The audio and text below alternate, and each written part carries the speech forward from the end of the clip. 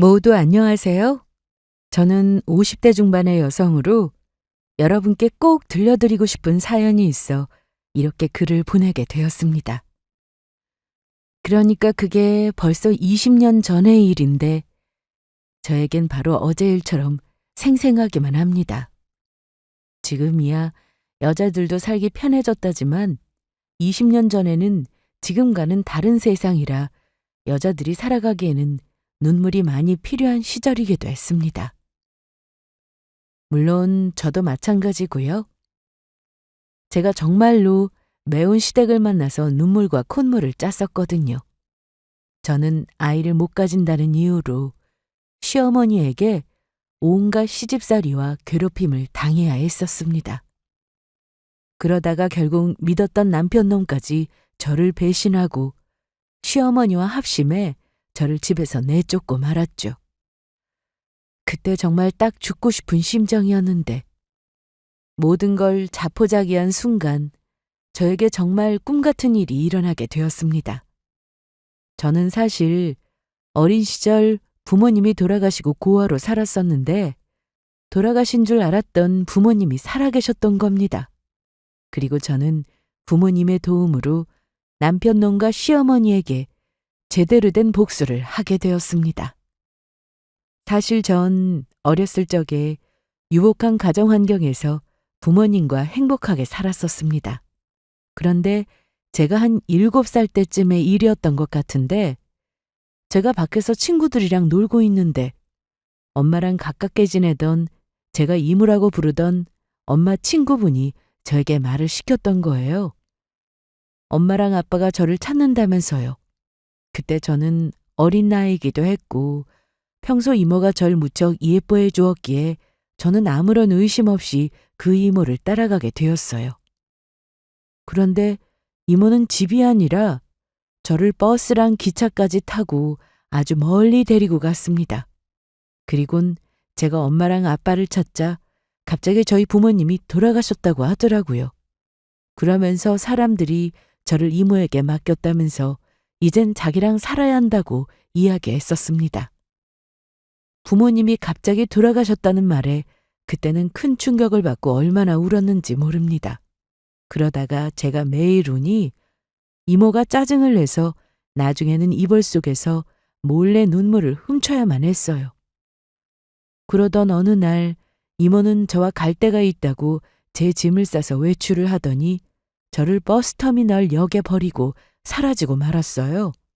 그리고 결국 저는 보육원에 보내져 고아로 살게 되었습니다.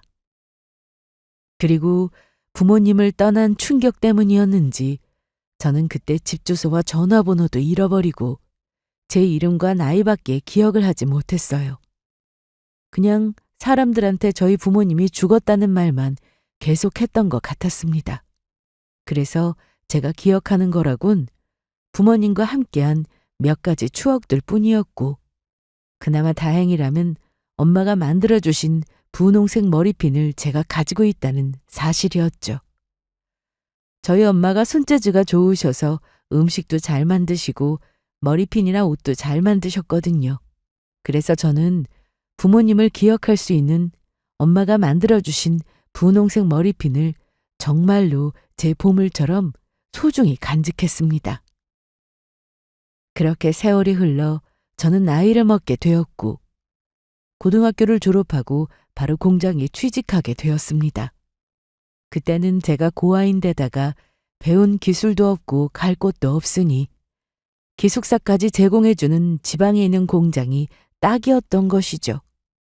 그러다가 저는 친구의 소개로 남편을 만나게 되었고 저희는 연애를 하다가 결혼까지 하게 되었어요. 남편은 시아버지가 일찍 돌아가시고 시어머니랑 같이 살고 있었는데 그리 잘 사는 형편은 아니었습니다. 그래도 남편은 믿음직한 데다 제법 든든한 중소기업 회사를 다니고 있어서 제가 알뜰살뜰 살면 먹고 사는 것에는 큰 문제는 없었어요. 다만 문제라면 바로 시어머니의 시집살이였습니다. 시어머니는 제가 고아라고 근본도 없는 것이라며 남편과 결혼할 때부터 마음에 들어 하지 않으시더니 결혼하고 2, 3년이 흘러도 제가 아이를 못 가지자 저보고 애도 못 가지는 모자란 것이라며 엄청 구박을 하셨던 겁니다. 지금이야 세상이 좋아져서 그런 게 많이 사라졌다지만 그때는 시집살이가 지금과는 비교도 안 될 만큼 엄청났었으니까요. 제 어머니 시절에는 더 했었지만요. 그래도 남편이 제 편이라 힘들어도 꾹 참고 견딜 수 있었습니다.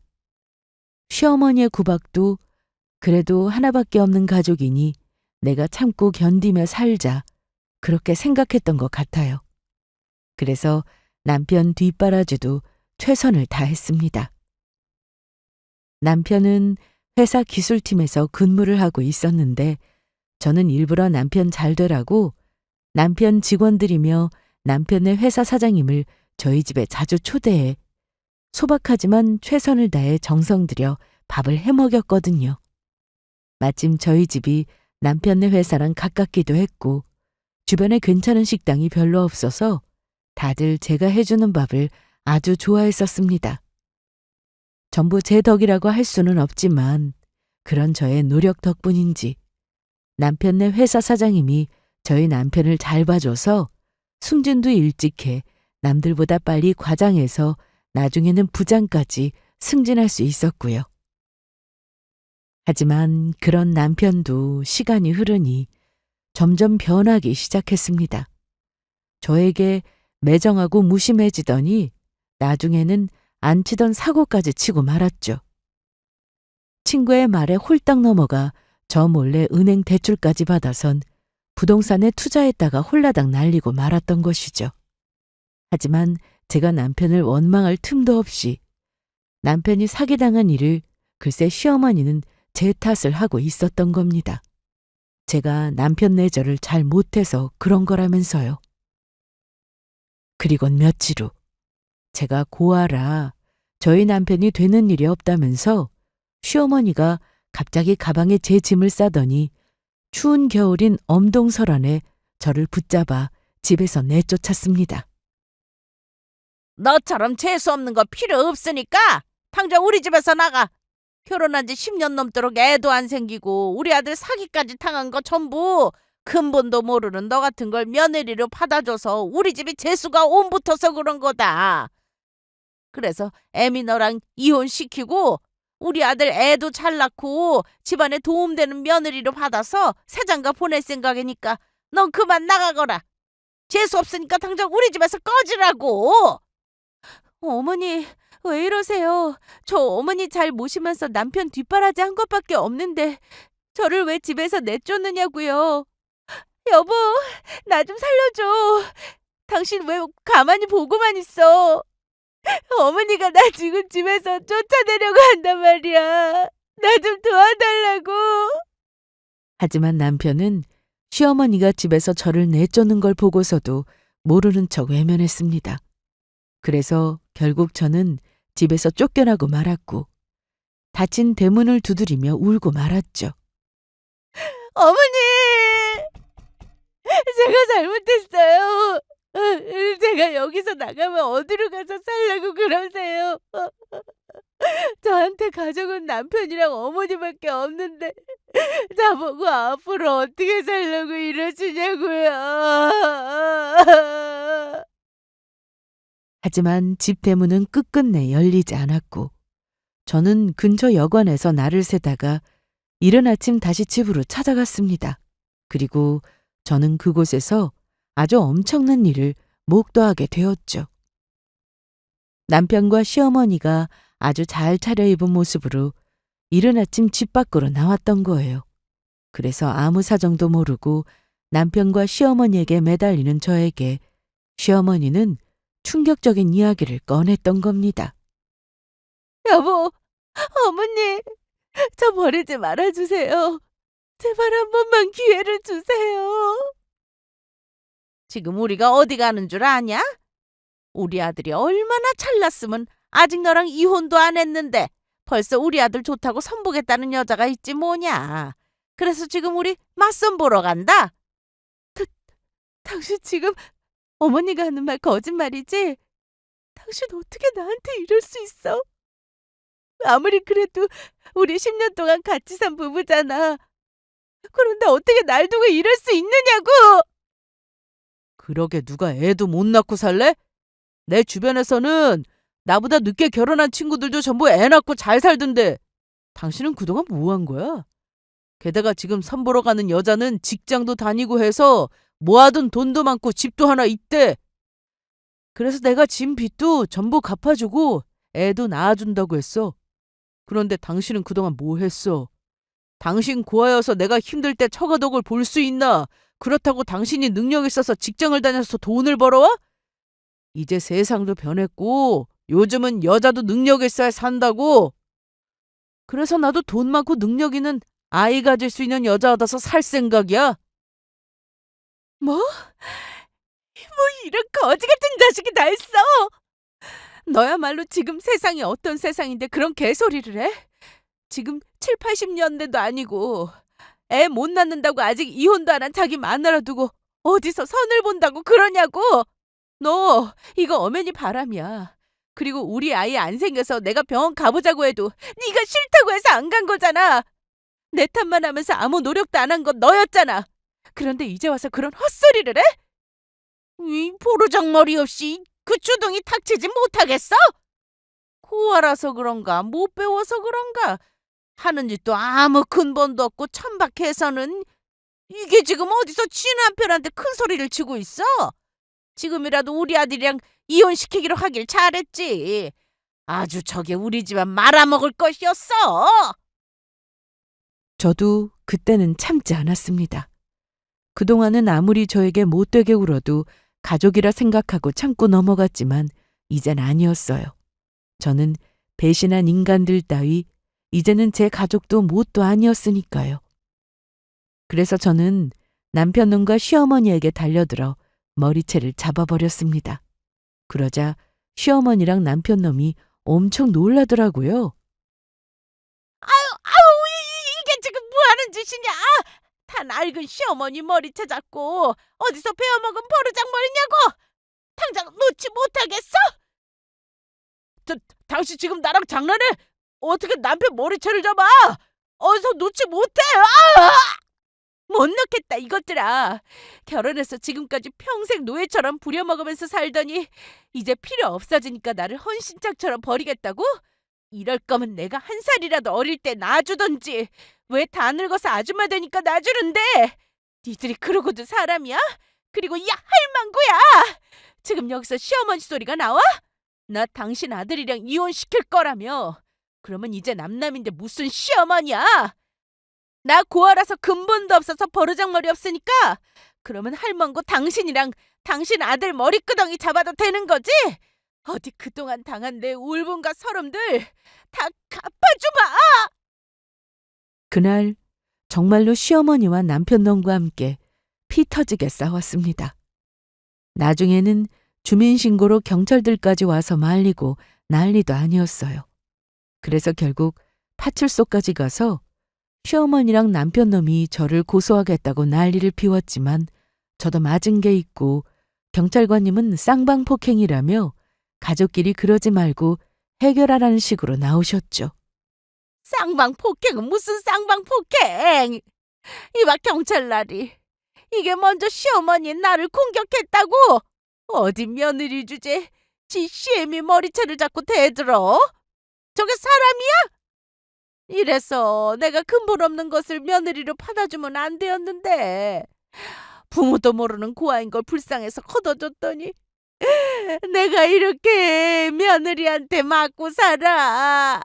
고아라고 해서 그동안 불쌍해서 내가 진짜 내 친딸처럼 보살피고 돌봐줬는데 어떻게 이럴 수가 있느냐고.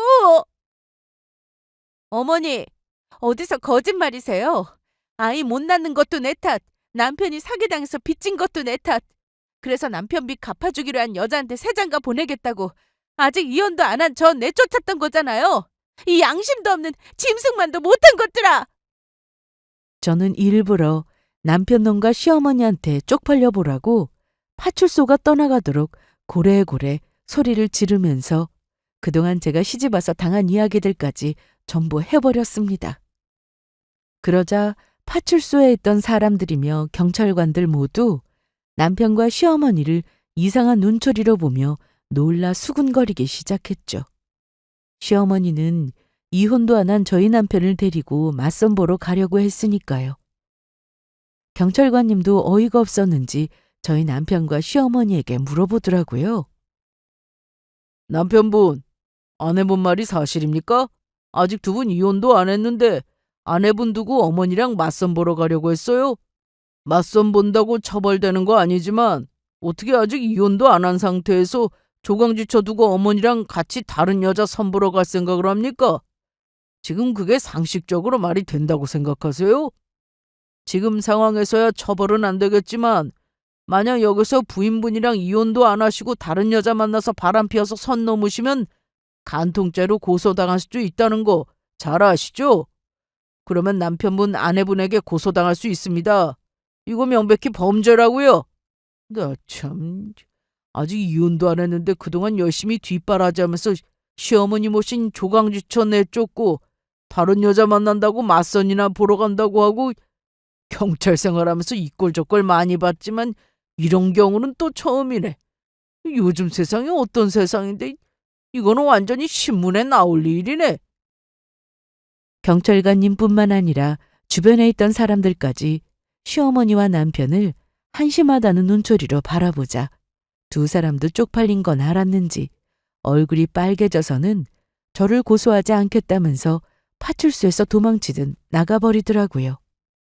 그 모습에 저는 서러워서 펑펑 울고 말았고 제 사정을 알게 된 경찰관님들이 제가 안 되었는지 저를 위로해 주었습니다.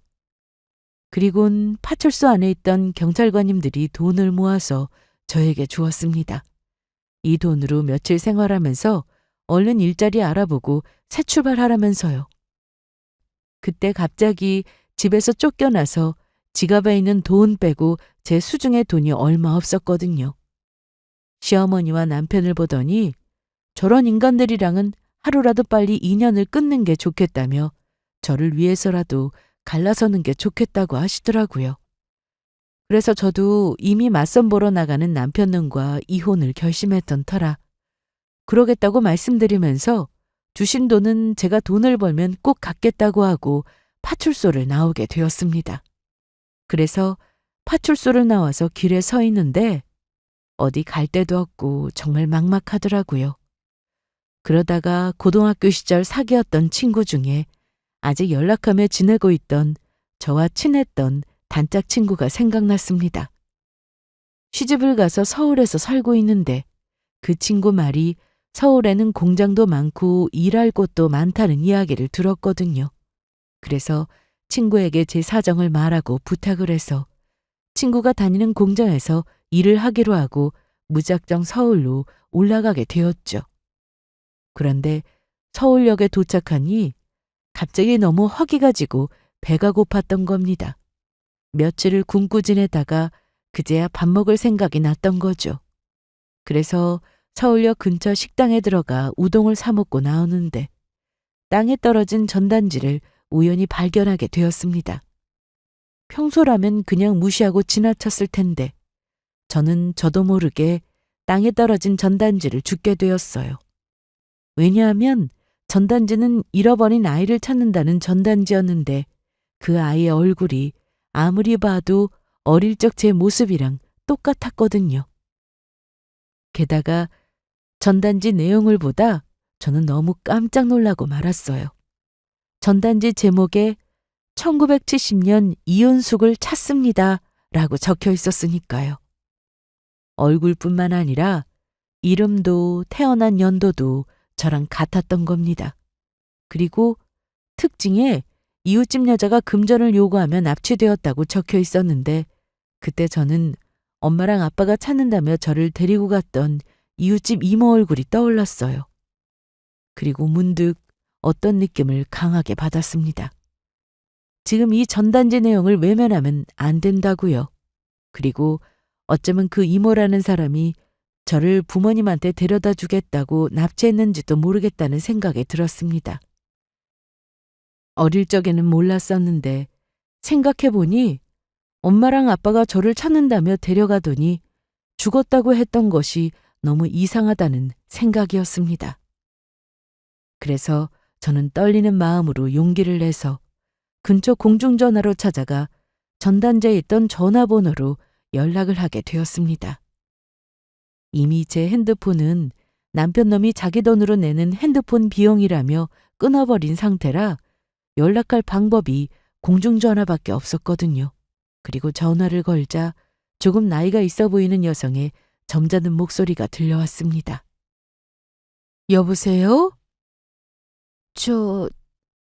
죄송한데 전단지 보고 전화드렸거든요.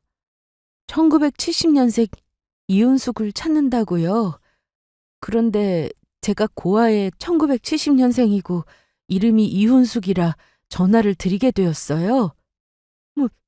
뭐라고요? 그러자 여성분은 낮에 서울역으로 가서 본인이 전단지를 돌린 것이라며 바로 자기가 있는 집 주소를 알려주며 찾아와 달라고 하더라고요. 그래서 여성분이 알려준 집 주소로 찾아가 초인종을 누르니 집에서 일하는 가정부분이 마중을 나와주셨습니다. 그래서 가정부분을 따라가 집안 거실 소파에 앉게 되었는데 집안을 살펴보니 아주 잘 사는 집 같았어요.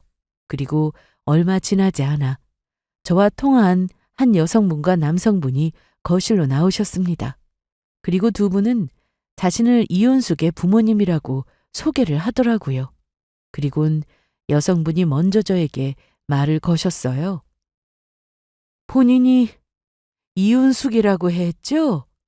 그리고 7살 때 부모님을 잃어버렸고. 네, 사실은 저희 부모님은 돌아가셨어요. 돌아가셨다고요? 그러면 여기는 왜 찾아온 건가요? 물론 제가 찾아와 달라고 해놓고 이런 말하기는 미안한데 저희 부부가 저희 딸 찾으려고 하는 동안 사기를 많이 당했거든요. 저희 딸이 어디 있는지 안다면서 전화해서 돈 요구하거나 저희 딸이라고 찾아와서 사기치려는 사람까지 있었어요. 그러니까 지금 저희한테 속이거나 사기치려고 하는 거면 그만두시는 게 좋을 겁니다. 저희도 이젠 참지 않을 생각이니까요.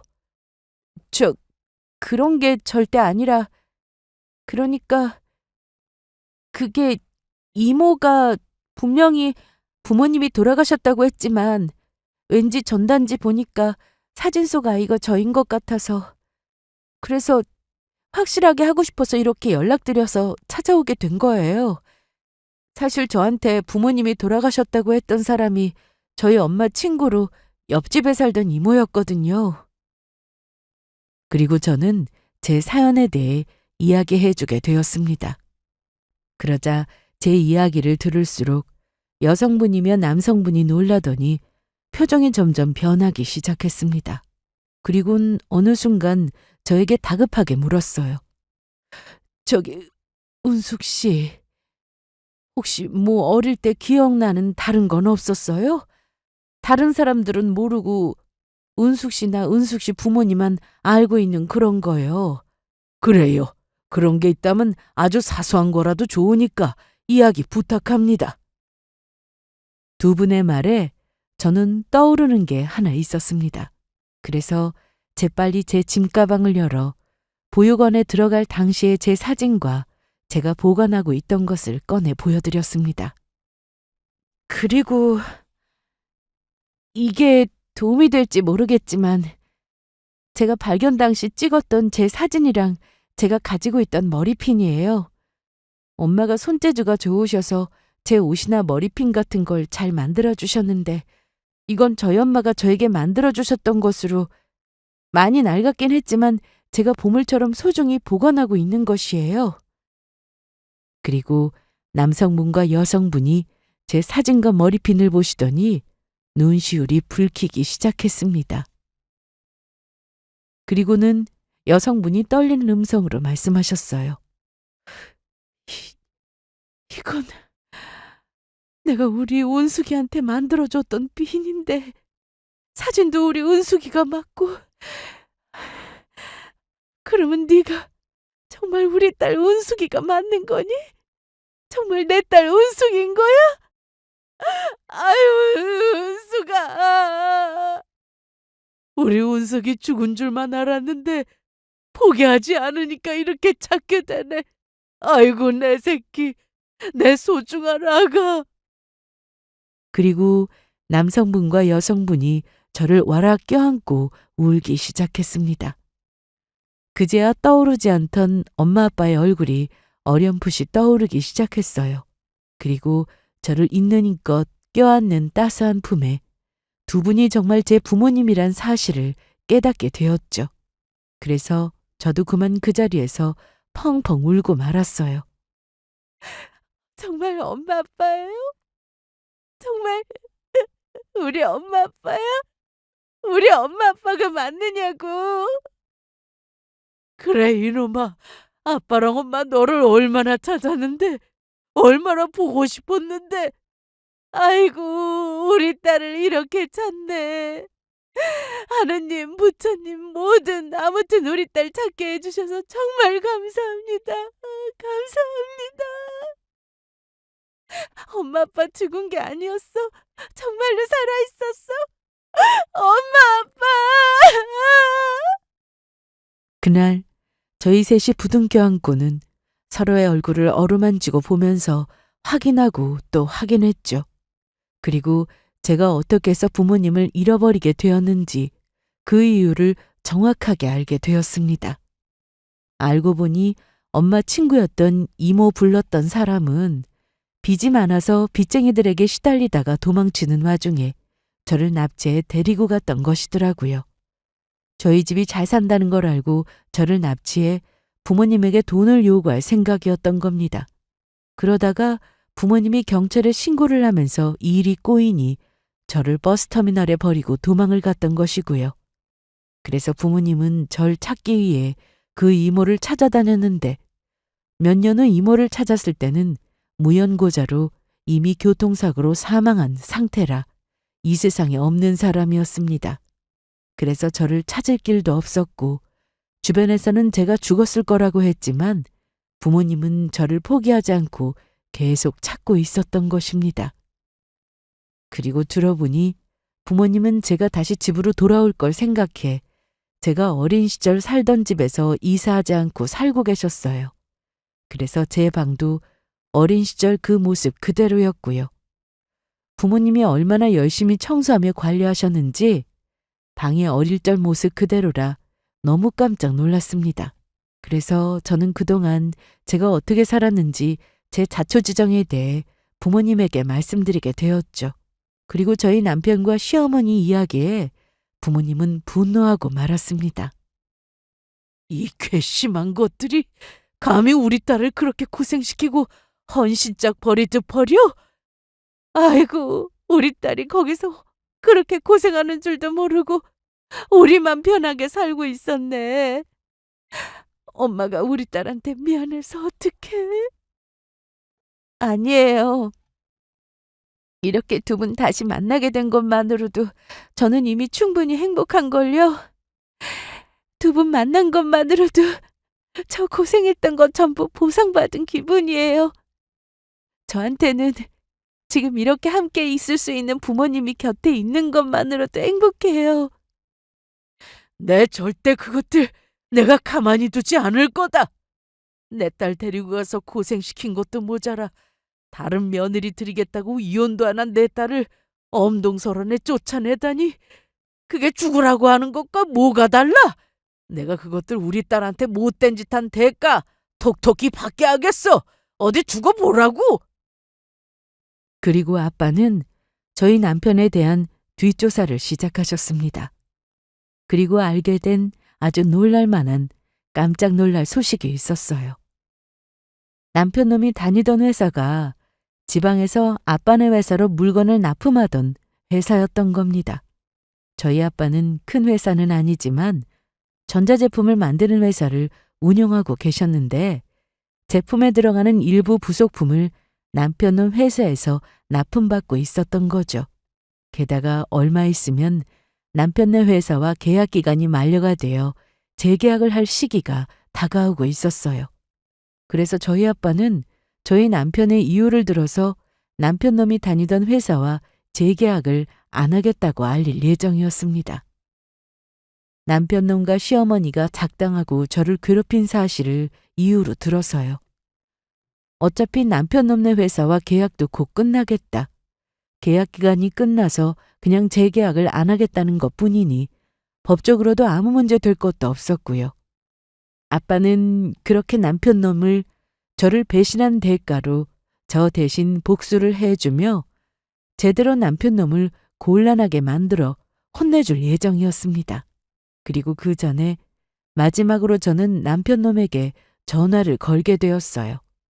일단은 남편 놈이 이혼을 하자며 저를 집에서 내쫓았으니 그에 대한 대답을 해주기 위해서였어요. 난데 할 말이 있어서 전화했어. 네가 말하는 그 이혼 하자. 나도 더는 달면 삼키고 쓰면 뱉는 너 같은 놈이랑 살고 싶지 않으니까 우리 그만 끝내자고. 그러면 당연히 이혼해야지. 나랑 안 하려고 했냐? 안 그래도 네가 나랑 이혼 안 해준다고 하면 어떻게든 너 찾아서 이혼하자고 말하려고 했다. 그런데 나 그냥은 이혼 못 해줘. 내가 변호사 선임해서 너랑 이혼하면서 소송 걸어서 재산 분할이랑 위자료 받아낼 거야. 그동안 내가 너 뒷바라지하고 시어머니 모시고 살면서 내 청춘 다 바쳐서 희생한 대가 다 받아낼 거라고. 내가 벌어다 주는 돈으로 그동안 공짜로 호의호식하면서 편하게 먹고 살았던 사람이 누군데 어디서 소송을 해서 재산 분할이랑 위자료를 받겠다는 헛소리를 해. 그게 네 마음대로 될 것 같아? 네가 아직 세상을 모르는 것 같은데 꿈 깨라. 이 세상에 너처럼 고아에 가진 것도 없는 늙은 여자 편들어줄 사람 아무도 없으니까. 그리고 이런 한 장 없이 집에서 쫓겨난 주제에 네가 무슨 재주로 변호사를 구해? 아, 몰랐냐? 나 이제 부모님 찾았어. 우리 부모님 돌아가셨는 줄 알았는데 그동안 나를 찾고 계셨더라고. 우리 부모님이 변호사까지 선임해서 나 도와주기로 했어. 웃기고 있네. 네가 진짜로 부모를 찾았다고 해도 어린 자식 버릴 정도였으면 그 부모야 뻔하지. 돈 없는 가난뱅이에 가진 게 없으니까 널 버렸을 거 아니야. 그런 부모가 도와주긴 뭘 도와줘? 이게 어디서 약을 팔고 있어. 어디 변호사 선임해서 나한테 재산 분할이랑 위자료 청구 소송해서 돈 뜯어갈 수 있으면 뜯어가 봐. 그러면 내가 진짜로 줄 테니까.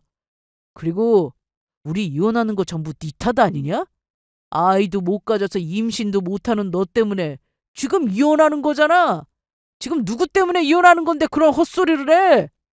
너야말로 나랑 이혼하면서 내가 그동안 먹여주고 입혀준 값 줘야 할 거다. 정말 그럴까? 어디 너 언제까지 그렇게 웃을 수 있나? 내가 두고 볼게. 남편 놈은 모르고 있었습니다. 이제 세상이 변했다는 걸요. 물론 그때야 지금보다 여자들이 힘을 못 쓸 때이긴 했지만 그래도 이혼 소송하면 재산 분할이랑 위자료도 받아낼 수 있을 때였거든요. 요즘만큼은 아니었지만 어느 정도 일정 부분 인정해 주는 것이 있어서 많은 돈은 아니라고 해도 마음만 먹으면 얼마든지 받아낼 수 있었어요. 그래서 부모님을 만나 저에게 돈이 필요 없게 된 상황이었지만 적은 돈이라도 남편 놈이며 시어머니며 저에게 악하게 군 것에 대한 벌이라고 생각하고 이혼 소송을 하면서 재산 분할과 위자료를 받아낼 생각이었습니다. 그래야 두 사람이 자신들이 잘못했다는 걸 깨닫게 될 테니까요. 그리고 마침내 그날이 찾아왔습니다. 저희 아빠가 남편놈에게 저 대신 제대로 복수해 줄 날 말입니다. 그래서 저는 그때 아빠가 불러서 아빠 회사로 가게 되었어요. 그날이 아빠가 남편놈 회사랑 재계약 연장 날을 얼마 앞둔 시점이었는데 아빠는 제가 보는 앞에서 남편 회사의 사장님에게 전화를 걸었습니다. 그러자 저희 아빠의 전화에 남편 회사 사장님이 바로 전화를 받으시더라고요. 최 사장 난데 그동안 잘 지냈나? 이 대표님 직접 연락 주시고 정말 감사합니다. 저야 뭐 이 대표님께서 신경 써주신 덕분에 늘 잘 지내고 있죠. 그런데 어차피 얼마 후면 제가 대표님 뵈러 서울로 올라갈 예정인데 어쩐 일로 전화 주신 겁니까? 무슨 따로 하실 말씀이라도 있는 건지요?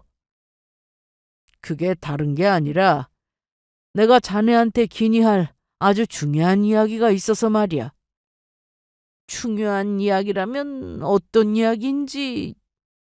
자네 회사랑 나랑 한도에 거래하면서 일한 사이도 아니고 이런 말하기 정말 미안하긴 한데 아무래도 앞으로 자네 회사랑 더는 거래를 못할 것 같네. 예?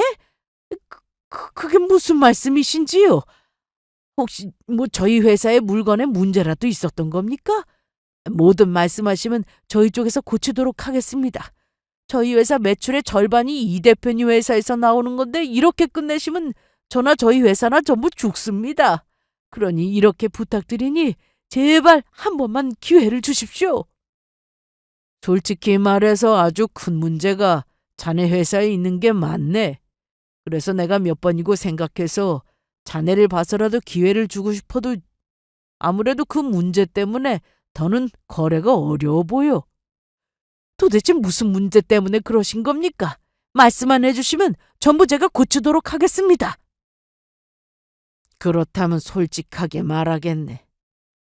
자네 회사 다니는 직원 중에 우리 딸 남편이 있는데 내 딸이 어렵게 뒷바라지에서 기껏 사람 만들어주고 혼자 있는 시어머니까지 온갖 고생 다 하면서 모시고 살았더니 그 시어머니란 사람이 내 딸을 추운 한겨울에 집에서 내쫓았지 뭔가. 그것도 내 딸이랑 결혼해서 자기 집안에 되는 일이 없다면서 지 아들이 사기당한 걸 내 딸 탓까지 하면서 말이네. 게다가 남편 놈은 내 딸이랑 이혼도 하기 전에 시어머니가 소개해준 다른 여자랑 맞선까지 보려고 했다더군. 맞선 볼 여자가 직장도 다니고 집도 있다면서 사기당한 사위놈 빚을 전부 갚아주기로 했다면서 말이야. 내 딸 눈에 피눈물 나게 만든 그런 되먹지 못한 놈이 최 사장 회사를 다니고 있는데 누구 좋으라고 내가 자네 회사랑 계속 거래를 할 수 있겠나? 뭐라고요? 그런 천하에 쳐 죽일 놈이 저희 회사 직원이란 말입니까? 아무리 돈이 좋아도 그렇지 어떻게 그렇게 고생한 조강지처를 버리고 다른 여자랑 새 출발할 생각을 할 수 있단 말입니까? 저도 그런 쓰레기 같은 직원 필요 없습니다. 당장 누군지 잡아내서 이 대표님 회사 찾아가서 따님께 사죄하게 만들겠습니다. 그러니 그 직원이 누구인지 알려주십시오. 자네 회사 기술팀 직원 중에 김민철 부장이라고 있지? 바로 그 사람이네. 뭐라고요? 그러면 김민철 부장 아내가 대표님 따님이었단 말입니까? 김 부장 말로는 안 사람이 고아라고 했던 것 같은데. 이 대표님, 조금만 기다려 주십시오. 제가 당장 지금 김 부장 데리고 대표님을 찾아뵙도록 하겠습니다. 지금 당장 달려가죠. 그리고 몇 시간도 안 돼서 남편놈 회사의 사장님인 최 사장님이 남편놈을 데리고 직접 운전해서 저희 아빠 회사로 찾아오셨습니다. 그러자 남편놈은 이미 저희 아빠 회사로 올라오는 내내 최 사장님에게 혼이 난 것인지 저희 아빠 사무실에 들어오는 순간부터 잔뜩 주눅이 들어서 울상이 되어 있더라고요. 게다가 굉장히 억울한 얼굴을 하고선 계속해 자기 변명을 하기 바빴습니다. 사장님께서 무슨 오해를 하신 건지 모르겠지만 저는 절대로 그런 사람 아닙니다. 저희 집사람이야말로 제가 붙잡는데도 갑자기 저랑 같이 살기 싫다면서 자기가 짐 싸서 집 나간 거라고요. 게다가 저희 집사람이 여기 회사 대표님 따님이라니. 진짜 이건 말이 안 됩니다. 그런 여자가 뭐하러 저 같은 놈이랑 결혼해서 같이 살겠습니까? 그거야 이 대표님 따님을 직접 뵈면 알게 되겠지. 지금 누가 거짓말을 하고 있는지 만약 자네가 한 모든 말이 거짓말이라면 우리 회사에서 웃벗을 각오해야 할 거야. 그럼요. 장단컨대 이 대표님 따님이 저희 집사람일 리가 절대 없습니다. 만약에 이 대표님 따님이 저희 집사람이라면 제가 사표를 쓰고 회사를 나가도록 하겠습니다. 하지만 상황이 역정된 것은 남편놈이 저희 아빠 사무실에 들어와 제 얼굴을 확인한 순간부터였어요. 남편놈은 제 얼굴을 보자마자 새파랗게 질려서는 질겁하고 말았습니다. 저를 보는데 꼭 죽은 귀신 얼굴을 보는 듯한 표정이었죠. 뭐? 내가 살기 싫다고 직접 짐을 싸서 집을 나가? 이게 지금 어디서 거짓말이야?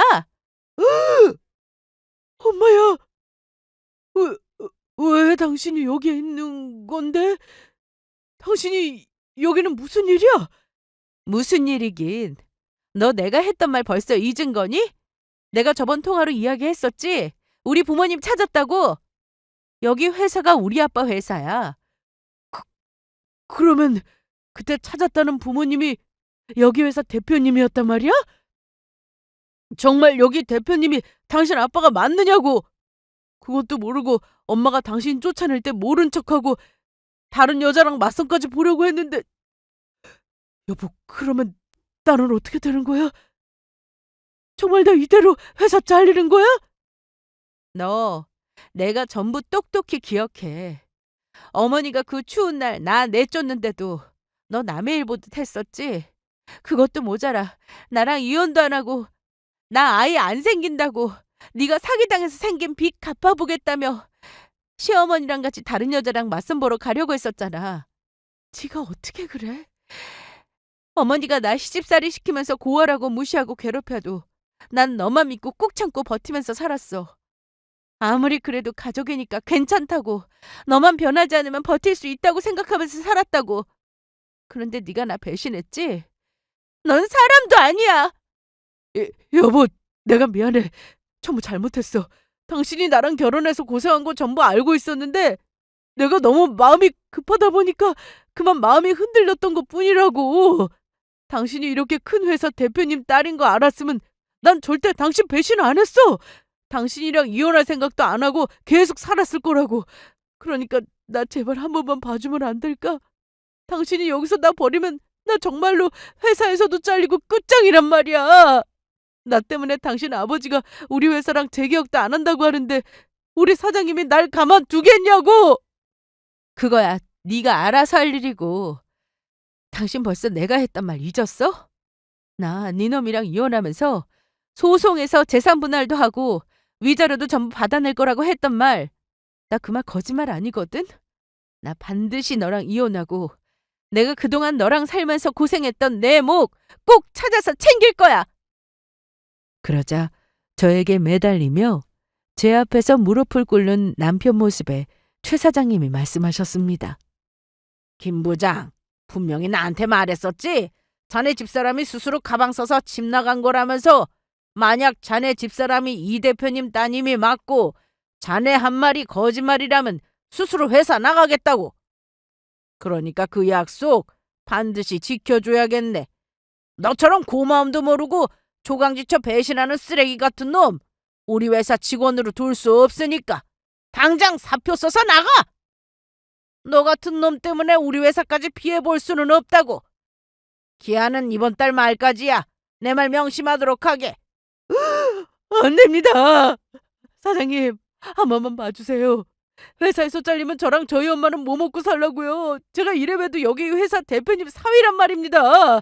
만약 저 자르기만 해보십시오. 나중에 저희 집사람이랑 다시 잘 되면 제가 당장 사장님 회사부터 칠 겁니다. 그리고 남편 놈의 말을 가만히 듣고 있던 저희 아빠는 앉아있던 소파에서 벌떡 일어나서 남편에게로 걸어갔습니다.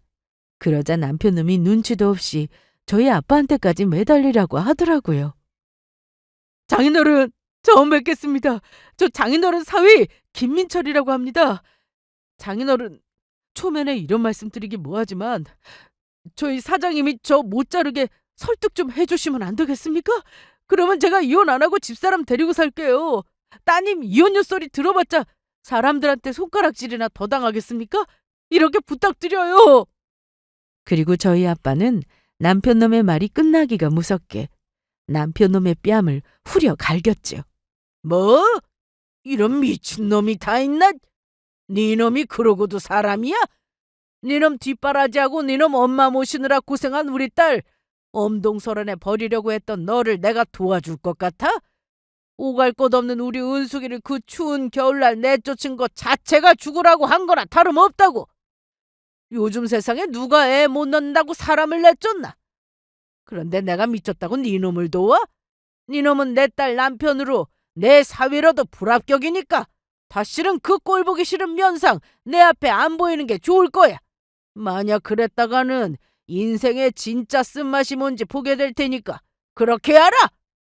사람들이 내 딸 이혼녀라고 욕하면 내가 품고 살면 그만이야! 결국 남편 놈은 그렇게 저희 아빠한테 제대로 혼이 난 후 아빠 회사에서 쫓겨나게 되었습니다. 처음에는 쫓겨나지 않으려고 애를 썼었지만 아빠 회사 직원들이 들어와서 잡고 나가는데 방법이 없었던 거죠. 남편 놈이 저희 아빠 회사에서 쫓겨나는 와중에도 저를 붙잡으려고 애썼지만 남편 놈이 제가 집에서 시어머니한테 쫓겨날 때 한 것처럼 저도 똑같이 모르는 척 해주었습니다. 그때 제 심정이 어땠는지 똑똑히 느껴보라고요. 그런데 남편 놈을 저희 아빠 회사에서 쫓겨내고 얼마 안 가 시어머니가 저를 직접 찾아왔더라고요. 그리곤 저에게 사과를 하며 남편과 다시 살아주면 안 되겠냐고 저에게 매달렸습니다. 저보고 애는 안 낳아도 되니 살아주기만 하라면서요. 그래서 저는 그런 시어머니를 향해 말했습니다. 이보세요. 이 노망난 미친 알망구야. 당신 나보고 불임이라고 하자 있는 인간이라고 했지? 그런데 일을 어쩌나. 사실 내가 당신 아들이랑 살 때 이미 병원 가서 진작 확인했었거든. 그런데 의사 선생님이 나보고 아주 건강하다면서 언제든지 임신할 수 있는 몸이라고 하더라고. 그러면서 만약 지금까지 임신 안 된 거 보면 내가 아니라 당신 아들한테 문제가 있을 가능성이 크다고 했어. 한마디로 당신 아들 불임이란 소리야. 그런데도 나는 당신 아들만 보고 그냥 살려고 했고 그놈의 아들 타령하면서 집안 대를 이어야 하느니 어쩌느니 짓거리더니 어디 자식도 못 낳는 당신 아들 데리고 평생 행복하게 잘 살아봐라. 뭐라고? 그러면 우리 아들이 고자란 소리야? 아이고, 하늘도 무심하시지. 괜히 엄한 시집살이 시키다가 부자 며느리도 놓치고 아들 밥줄도 끊기고 대도 끊기게 생겼으니 내 인생은 망했네. 우리 집안은 망했다고. 그 후 저는 정말로 이혼 소송을 해서 전 남편 놈과 이혼하며 재산 분할과 위자료를 받게 되었습니다. 얼마 안 되는 돈이었지만 그래도 전 남편 놈과 시어머니 잘못이 인정된 것이니 그걸로 충분했습니다. 그 후 지인에게 들으니 시어머니는 충격으로 화병이 나서 몸져 누웠다고 하고 전 남편 놈도 회사에서 잘리고 나서 은행 대출금은 갚느라 노가다 일을 하고 있다고 하더라고요. 게다가 전 남편 놈과 맞선을 보려고 했던 여자는 정상적인 직장 생활을 하는 여자가 아니었습니다. 밤에 술집을 다니는 여자로 집도 엄청 빚을 져서 산 거라고 하고요. 시어머니나 전 남편 성격에 그런 여자를 집안으로 들일 사람들이 절대로 아니었죠. 그리고 아빠는 전 남편이 나가고 최 사장님 회사랑 다시 재계약을 했습니다. 사실 아빠도 전 남편 놈을 혼내주기 위해 했던 말이지 최 사장님이 얼마나 성실한 분인지 잘 알고 있기에 거래를 끊을 생각은 없었다고 해요. 그렇게 저는 제가 고아라고 무시하고 못살게 굴던 남편과 시댁에 참교육을 하며 시원한 복수를 해주게 되었습니다. 그리고 제가 힘들 때 도와준 파출소를 찾아가 돈을 갚으며 감사 인사도 드렸습니다. 그리고 20년이 지난 저는 현재 재혼해서 잘 살고 있어요. 다시는 결혼을 안 할 생각이었는데 진심으로 나만 사랑해주는 남자를 만났거든요. 지금 남편은 고아였는데 자수성가한 사람으로 아빠 회사 거래처 사장이었어요. 전 부인이 결혼하고 얼마 안 돼서 아파서 세상을 떠났는데 아픈 와중에도 그 병간호를 다 했던 사람이었죠. 남편은 저를 보고 첫눈에 반했는데 거래처 대표님의 딸이니 쉽게 말을 못 붙이다가 아빠가 눈치를 채고 저와 지금의 남편을 연결해 주었던 겁니다. 그래서 저는 재혼을 해서 애도 낳고 남편과 오순도순 잘 살고 있습니다. 물론 부모님도 자주 찾아뵙고 있고요. 제 인생에 뒤늦게 행복이 찾아왔지만 그러기에 더욱 소중하고 감사함을 느끼고 사는 것 같습니다. 여러분도 하루하루 행복하시길 진심으로 바라겠습니다. 감사합니다.